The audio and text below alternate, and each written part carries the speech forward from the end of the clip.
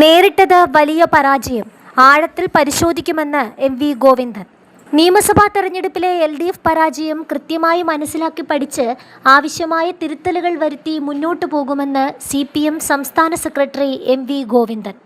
അതിന് എല്ലാ തരത്തിലുള്ള പിന്തുണ ജനങ്ങളിൽ നിന്ന് പ്രതീക്ഷിക്കുന്നതായും അദ്ദേഹം മാധ്യമങ്ങളോട് പറഞ്ഞു. പ്രതീക്ഷിക്കാത്ത തിരിച്ചടിയാണ് സംസ്ഥാനത്ത് ഉടനീളം ഉണ്ടായതെന്നും പാർട്ടിയുടെ പരമ്പരാഗത കോട്ടകളിൽ പോലും വോട്ട് ചോർച്ച ഉണ്ടായ സാഹചര്യത്തിൽ ആവശ്യമായ തിരുത്തലുകൾ വരുത്തി മുന്നോട്ടു പോകാനാണ് നേതൃത്വം ലക്ഷ്യമിടുന്നതെന്നും അദ്ദേഹം വ്യക്തമാക്കി.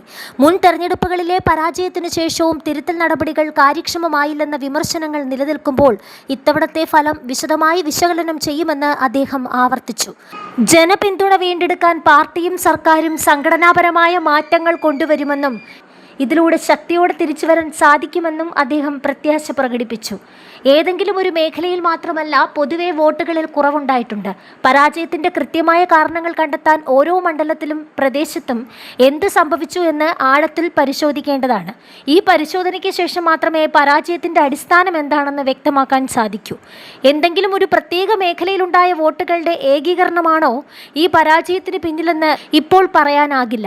പരാജയത്തെക്കുറിച്ച് പഠിച്ച് ആവശ്യമായ തിരുത്തലുകൾ വരുത്തി പാർട്ടിയെയും മുന്നണിയെയും ശരിയായ ദിശാബോധത്തോടെ മുന്നോട്ട് കൊണ്ടുപോകുമെന്ന് അദ്ദേഹം ഉറപ്പു നൽകി. കേരള ചരിത്രത്തിൽ മുമ്പും തിരിച്ചടികൾ ഉണ്ടായിട്ടുണ്ടെങ്കിലും കണ്ണൂരിലെ പാർട്ടിയുടെ ശക്തമായ കോട്ടകൾ പോലും തകർന്നടിയുന്ന സാഹചര്യമാണ് ഇത്തവണ ഉണ്ടായത്. ഇത്തവണ ചരിത്രത്തിലെ ഏറ്റവും വലിയ തോൽവിയാണ് CPM-നും LDF-നും ഉണ്ടായിരിക്കുന്നത്.